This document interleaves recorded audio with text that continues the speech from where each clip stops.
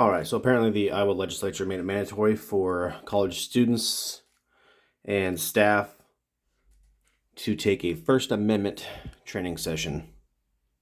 I was told it was quick and it's mandatory. Let's check it out.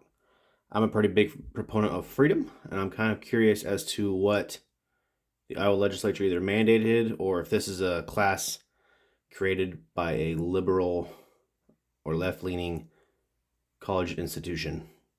Let's check it out. So I just skipped past that so I couldn't read it. Congress shall make no law respecting an establishment of religion or prohibiting the free exercise thereof or abridging the freedom of free speech, freedom of speech, or of the press or of the right of the people peaceably to assemble and to petition the government for a redress of grievances. This is known as the First Amendment. There are 5 freedoms within the First Amendment. Okay, so we got the First Amendment of the Constitution, blah, blah, freedom of expression. So this is what initially popped up in this photo loaded here. So it says freedom of expression and intellectual freedom are foundational to a higher education because they are essential to the inquiry, discourse, and learning that characterize the community of scholars. We are committed to the principle that debate or deliberation must not be suppressed merely because the subject matter is controversial and the viewpoints presented are considered by some or even most members of the campus community to be unwelcome, disagreeable, or offensive. In this course, students, faculty, and staff will be provided a general overview of the First Amendment and free speech on public college and university campuses. After completing this course, you'll be able to understand what free speech is protected by the First Amendment and how campuses use time, place, and manner restrictions. Distinguish between speech protected by the First Amendment and speech not protected by the First Amendment. Understand speakers' rights on campus and how you can exercise your First Amendment rights without violating campus policies. Understand the steps to determine if a public employee's speech is protected under the First Amendment. This training will take you roughly 20 minutes to complete. There are 2 short quizzes to complete, one in Module 1 and one at the end of the course. I was told this is a quick click-through 3-minute deal. I'm going to go ahead and hit next. All right, intro to free speech.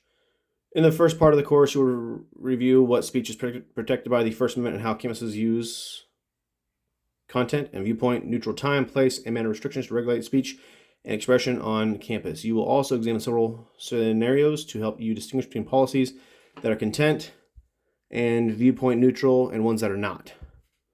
First Amendment rights. The First Amendment to the Constitution, the U.S. Constitution, protects freedom of speech, including spoken and written speech, as well as symbolic speech and expressive activity. Ergo, what a person wears, reads, performs, and more. Freedom of speech is the right of a person to articulate opinions and ideas without interference, retaliation, or punishment from the government. The First Amendment, in conjunction with the 14th Amendment, provides all members of the campus community with freedom of speech, although this freedom may be restricted in some contexts. Academic freedom. Campus faculty are entitled to academic freedom, which is the right to determine, develop, and conduct course curricula, teaching and evaluation of methodologies, research and publication, and scholarship without outside interference as long as they are germane to the subject matter of the course or the faculty member's area of discipline and are presented by the appropriate means. Academic freedom is foundational to higher education because it is essential to the inquiry, discourse, and learning that characterize the community of scholars. Time, place, and manner restrictions. The campus may reasonably regulate the time, place, and manner of speech to ensure health, safety, and welfare, and to prevent disruption of the ordinary activities of the campus as long as such restrictions are content and viewpoint neutral. We will review what time, place, and manner restrictions are and what it means to be content and viewpoint neutral on the next page. 1.3. Time, place, and manner restrictions. We got a nice photo of a concert here. Awesome. What are time, place, and manner restrictions? Time, place, and manner restrictions are laws, regulations, or policies that place restrictions on the time, place, and manner of speech. Such regulations will be deemed constitutional if they are content and viewpoint neutral, are narrowly tailored to serve a significant governmental interest, and leave open ample alternative means of expression. What does it mean to be content neutral or viewpoint neutral? Content neutral refers to regulations or limitations that apply uniformly to all speech without regard to the subject matter, substance, or message, i.e. content of the expression. Viewpoint neutral refers to regulations or limitations that apply uniformly to all speech without regard to the opinion, stance, or position, i.e. viewpoint, expressed. All examples of reasonable time, place, and manner restrictions include requiring space reservations, having outside speaker sponsorship requirements, creating advance notice requirements, identifying reasonable time restrictions, designating limitations on amplification, creating restrictions on where flyers may be posted, not on trees, windows, walls, etc. It's just rules where you can or cannot place flyers. Please note that these examples do not always apply in every circumstance. All right, so we already made it to the quiz. It was really quick, and it says 20 minutes. Now that you have reviewed what it means to be time, place, restrictions on the campus, what it means to be content neutral, let's determine if a policy is content neutral or not. Take the quiz. I haven't studied for this, all right? A campus has a policy that requires all chalkings to be removed each Friday by designated staff. I would say yes. So hope I don't get this wrong.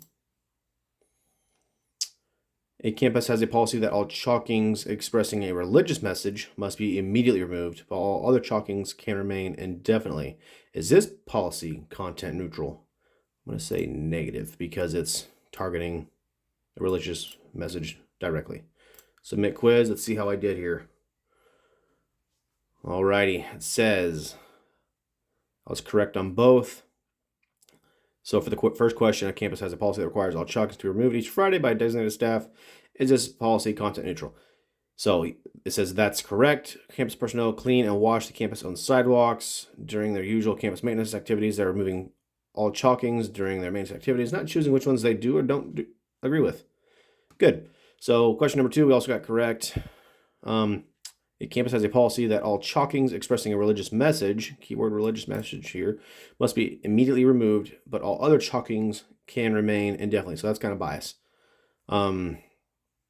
It's with bias. That's correct. This policy would not be a content neutral policy. The campus would be removing chalkings based on content, not as part of their usual campus maintenance activities. And we're done. So the Iowa Legislature required this. I say that's a good thing. To be honest, I think it could probably be a full course. Then again, this is not part of my normal curriculum that I've chosen, but I think it's good nonetheless that people learn about these freedoms, especially if they aren't currently being taught in public education or, I should say lower education, schools, private schools. This was good. Wish it was a little more in depth though. That would not hurt.